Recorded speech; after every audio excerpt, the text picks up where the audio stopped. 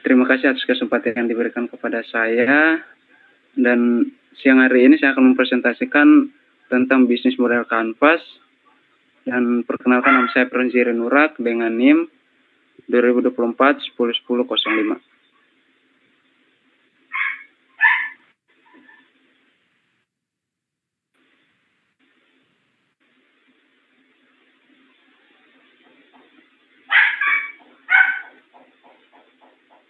Ini adalah visi misi yang untuk bisnis yang nanti saya akan jalani, yaitu visi adalah menjadi pelapor dalam mempromosikan dan melestarikan budaya Indonesia Tenggara Timur melalui busana tradisional berkualitas tinggi dan mendunia.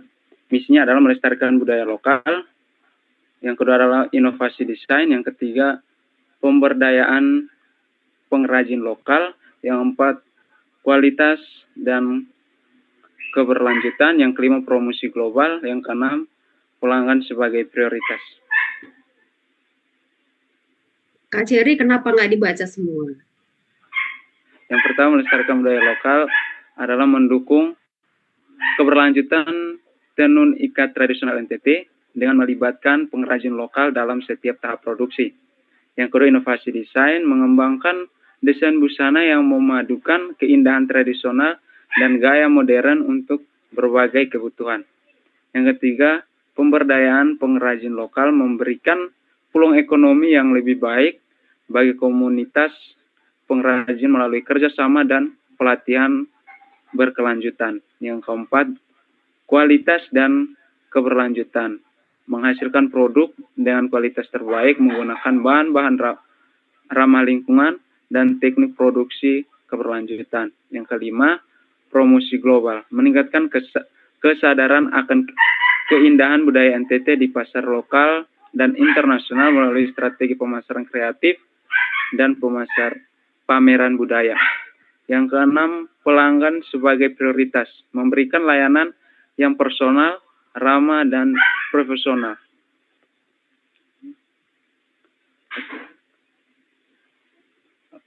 Yang selanjutnya, apa itu bisnis model Canvas? Bisnis model Canvas adalah kerangka kerja yang digunakan untuk merancang strategi bisnis dan menggambarkan ide dan konsep bisnis dalam bentuk visual. Baik, yang pertama, untuk 9 elemen bisnis model Canvas, yang pertama adalah customer segment. Customer segment di sini yang saya ambil adalah yang pertama adalah wisatawan. Nah, wisatawan ini orang-orang yang datang ke pulau-pulau NTT, misalnya kayak Pulau Rote atau di Pulau Komodo. Nah, ini kita akan memperkenalkan budaya-budaya kita di sana dengan kain tenun ikat yang kita tenun sendiri. Yang kedua adalah pencinta budaya. Nah, pencinta budaya ini orang-orang yang mencintai budaya Indonesia yang berkunjung ke berbagai negeri yang di Indonesia. Jadi kita memperkenalkan kain tenun kita sebagai ciri khas kita orang NTT di sana. Yang berikut adalah kita akan memperkenalkan kain tenun adat kita ke komunitas seni dan budaya. Jadi kita masuk ke komunitas seni dan budaya agar kita bisa memperkenalkan hasil-hasil kita dari NTT, Bu. Baik, yang keempat adalah generasi muda. Nah, generasi muda ini kita akan membuat kain tenun kita untuk lebih modern lagi dengan warna-warna yang mereka sukai. Jadi generasi muda juga bisa memakai kain tenun adat yang kita buat. Selanjutnya ada value proposition. Value proposition yang pertama adalah busana tradisional. Nah, busana tradisional ini ada bermacam-macam. Cuma di sini saya cantumkan cuma satu saja, Bu. Ini kain adat dari Rote. Jadi ini yang sudah banyak dikenal oleh orang-orang di Jakarta juga ada, dan juga ini salah satu kain yang terkenal di Indonesia juga. Nah, yang pertama adalah produk berkualitas tinggi. Produk berkualitas tinggi, benangnya kita buat sendiri, ada yang buat sendiri, ada juga yang beli di toko, Bu. Yang di bahan sembako ada yang jual juga, jadi ditenun sendiri. Yang ketiga adalah inovasi desain. Inovasi desain ini inovasi yang kita nanti ada juga yang kita buat sendiri sesuai inovasi kita dan juga sesuai kemauan customer. Yang keempat, membantu melestarikan budaya lokal. Membantu melestarikan budaya lokal, mendukung pengrajin lokal agar mereka mendapatkan masukan-masukan untuk membuat kain tenun dan juga bisa berharga buat mereka juga, Bu. Ada lowongan kerja. Selanjutnya, yang pertama ada channel yang saya ambil ini adalah belanja online. Belanja online itu ada TikTok, ada IG, dan ada juga Facebook. Yang kedua adalah offline. Offline ini kita akan jual secara offline agar customer juga bisa melihat bahan-bahan yang kita gunakan, agar mereka bisa percaya dengan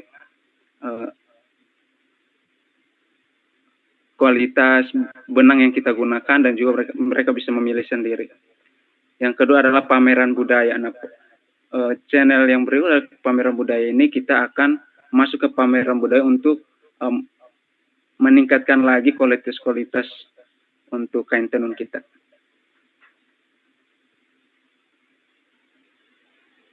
Yang berikutnya adalah customer relationship.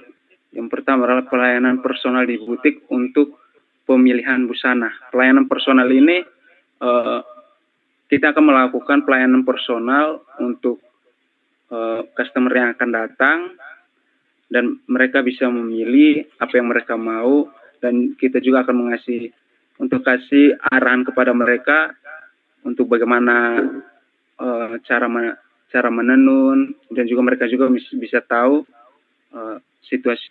situasi yang ada di NTT, bagaimana cara membuat kain tenun. Yang kedua adalah diskon khusus untuk pembelian dalam jumlah besar atau untuk secara khusus. Jadi kita melakukan diskon yang besar ketika ada customer yang membeli dengan jumlah banyak. Yang ketiga adalah layanan konsultasi dan customer. Nah, layanan konsultasi ini bisa apa yang dia mau dan warna apa yang dia inginkan, jadi bisa kita melakukan layanan konsultasi. Yang keempat, manajemen melalui media sosial. Nah, contohnya adalah berbagai cerita pengrajin tenun atau tutorial menggunakan busana.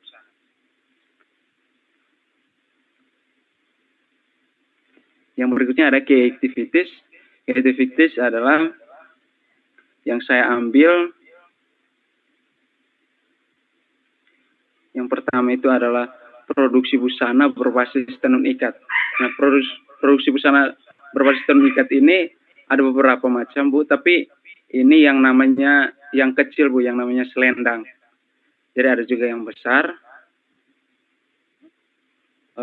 untuk kain perempuan dan juga kain laki-laki. Yang berikut adalah promosi dan pemasaran. Promosi dan pemasaran ini kita menggunakan sosial media seperti Facebook, IG, TikTok, dan juga YouTube. Yang ketiga, pengembangan jaringan dengan komunitas budaya dan organisasi seni. Dan kita akan mengembangkan jaring ke komunitas budaya dan organisasi seni agar produk kita bisa dikenal.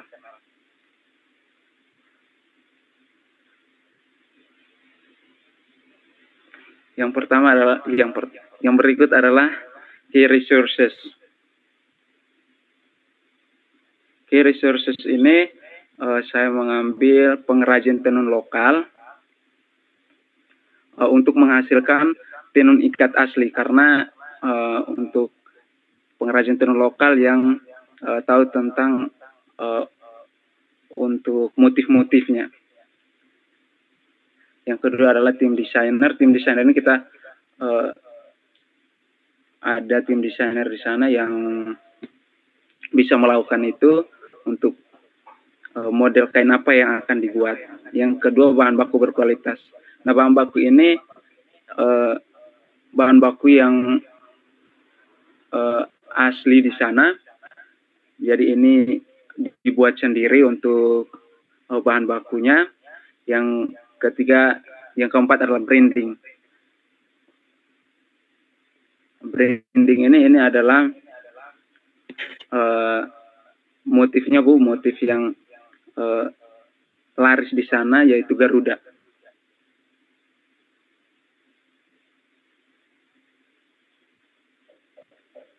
Key partnership, untuk key partnership itu saya mengambil ada 3. Yang pertama adalah pengrajin lokal, yang kedua lembaga budaya, yang ketiga event organizer. Event organizer ini kita masuk ke fashion show untuk meningkatkan lagi produk kita.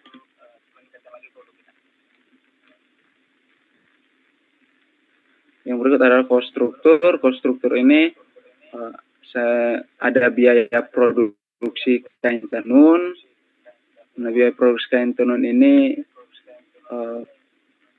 bisa untuk orang-orang yang tenun dan juga gaji karyawan dan yang berikutnya biaya pemasaran dan juga sewa tempat.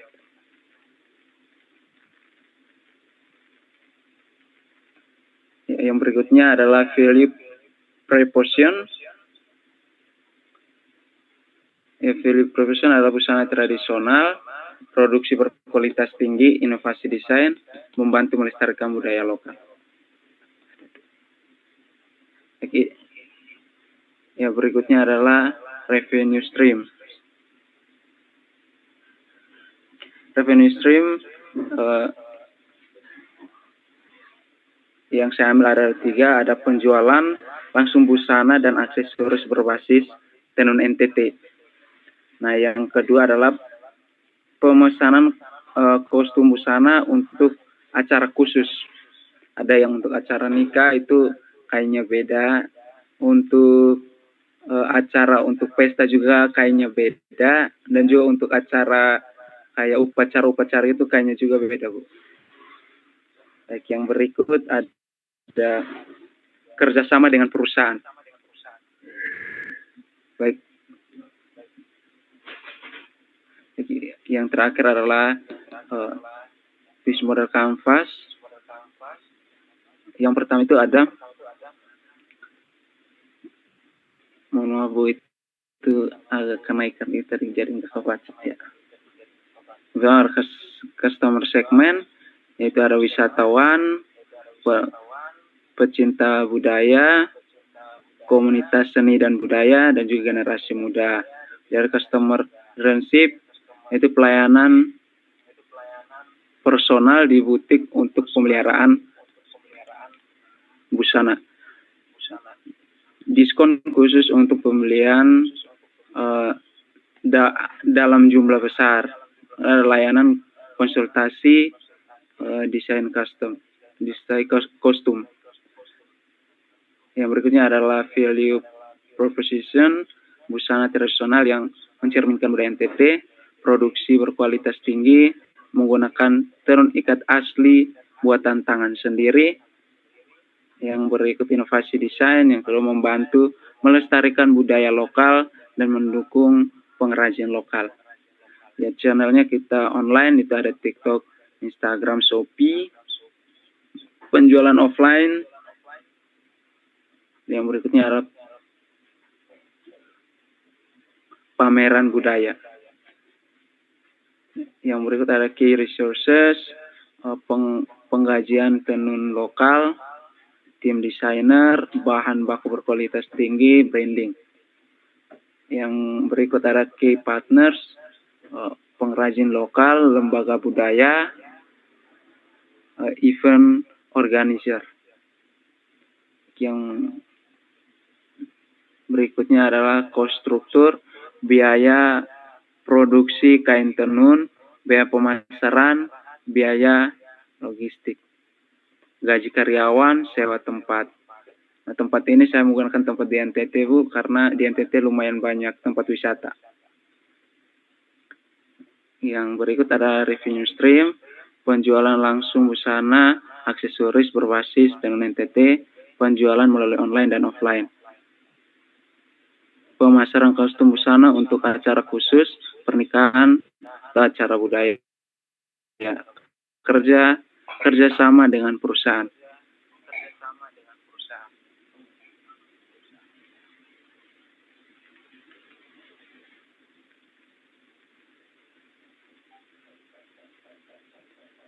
Baik, terima kasih atas kesempatannya. Mungkin ini dari saya untuk bisnis modal kanvasnya. Sekian dan terima kasih. Oke, terima kasih Kak Jerry. Presentasinya luar biasa ya. Ini mengembangkan UMKM di NTT ya. Nih, saya buka dulu ya dari awal nih. Bisnis model kanvas ini adalah mengembangkan kain ya. Kain NTT ya. Iya, betul. Ya, oke, luar biasa ini ya. Kak Jerry mau mengembangkan ya UMKM di NTT ya. Kain ya, kain khas ya NTT. Ya, yang menarik tuh ada jenis kain tersendiri ya untuk acara adat, acara pernikahan. Iya, betul. Itu ada sendiri jenis kainnya. Saya baru dengar nih, kira-kira seperti apa kainnya ya untuk acara-acara itu. Ya, kalau untuk acara adat itu motifnya ada kayak rumah, Bu. Ada kayak rumah, terus Rumah. gambar dinding-dinding gitu. Ya, seperti ini ada Jadi, nggak di sini? Di Ada sini nggak? nggak ada, Bu. Saya nggak cantumin di sini. Oh, Nah, baru ini tahu Bu. iya, jadi yang di bawah yang membantu melestarikan budaya lokal. Nah, ini yang untuk kayak acara-acara adat, Bu. Acara adat itu seperti apa contohnya? Ini acara seperti ada adat di sana kayak untuk masuk minta. Masuk Nah, itu minta tuh ada gimana maksudnya? Coba. itu kayak Nah. melamar, Bu, melamar. Oh, melamar itu masuk minta. Iya, kita sana masuk minta, Bu. Oh ya, Masya Allah, baru tahu nih. Oke. Ini untuk Ini melamar itu ada kayaknya pengetahuan baru tersendiri. ya, saya baru tahu. Terus Ya, apalagi acara adatnya? acara adatnya itu ada, saya banyak juga. Nah, apa acara pemilihan kepala Ada juga adat? yang ke rumah adat, nah itu kainnya juga sama kayak gini. Ya kayak tua-tua adat, nah kainnya juga sama. Terus di sana ada ikat kepala, tapi ikat kepalanya beda-beda juga. Oh gitu, maksudnya untuk ketua adat, untuk apa pejabat-pejabat Ya, adatnya itu kepalanya. beda, ikat kepalanya berbeda-beda. Iya, betul. Beda. Oh maksudnya itu Iya, ikat ikat kepalanya kepalanya yang berbeda. orang atau gimana ya? Yang membedakannya itu apa? Ada kalau tua-tua adat itu ikat kepalanya ada yang kayak ada bertanduk gitu. Oh, I see. Itu dari kain atau ada bahan-bahan tertentu? Iya. Dari kain, Bu, itu. Dari kain ditenun dulu, nanti baru dirangkai sendiri. Seperti tanduk, dirangkai seperti tanduk. Iya, kayak ada tanduk itu. Ya, misalnya orang awam nih, orang awam. Nah, seperti apa ikat kepalanya? Nah, kalau untuk orang awam itu ada lagi, Bu, itu untuk itu ada ikat kepalanya yang ketutup. Ikat kepala yang ketutup, seperti peci kah? Iya, model kayak di Bali itu, Bu. Nah, ada juga yang model, ada juga kayak gitu. Terus ini digambar seperti yang dipakai Pak Jokowi waktu 17 Agustus ya, pakai topi. Ini apa tuh? Yang di sini gambar ini, busana tradisionalnya, pakai topi. Nah, ini topinya ini ada dari rote, Bu. Jadi ini dianyam. Ini topi dari rotan. Dari rotan. Ya, dari rotan. Oke. Jadi bisa dari daun lontar, bisa. Ya, oke. Ini bahannya dari apa? Ulat sutra kah atau dari kapas kah? Dari kapas, Bu. Ada juga dari sutra juga ada. Jadi sesuai kemauan customer. Kalau misalnya maunya kalau yang halus kan biasanya kan sutra. Jadi pakainya sutra. Ya, oke. Terus dari segi price, dari harga, itu biasanya satu lembar kain itu yang dari sutra itu berapa, yang dari kapas berapa? Biasanya kalau dari sutra itu tergantung motifnya, Bu, ya. Tadi ada gambar juga motif Garuda, itu sekisaran 2 juta sama 1 juta, Bu. Itu satu lembar kain? 1 lembar kain. Itu berapa meter tuh Mas biasanya? Itu ada yang panjangnya ada yang semeter, yang luasnya lebarnya itu ke 60 lah, 60 cm. Jadi sesuai kemauan customer sendiri maunya mau panjang berapa dan lebarnya berapa. Itu dari sutra? Iya, dari sutra. Kalau dari kapas? Kalau kapas harganya sama aja Bu, sesuai motif. Cuma nanti harganya di bawah sutranya. Ya, oke. Motif yang paling mahal motif apa? Garuda.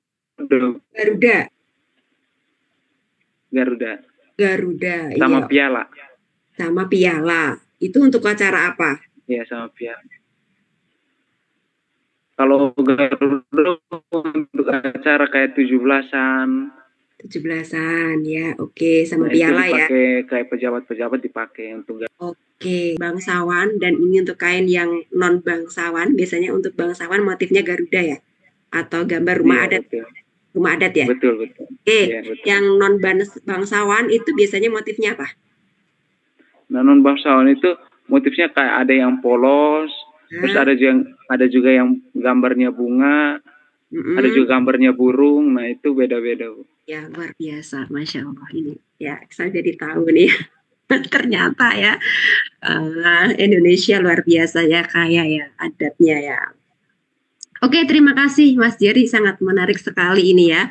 Bagus sekali ide bisnisnya untuk mengembangkan budaya NTT ya, terkait dengan ini kain adat, luar biasa ini ya.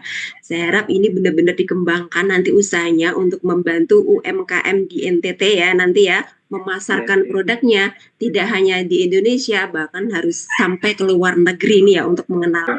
Bagus sekali 9 model kanvas sudah dipetakan dengan baik, strateginya juga bagus, ide bisnisnya bagus ya. Untuk itu saya berikan nilai A untuk Mas. Terima kasih Bu.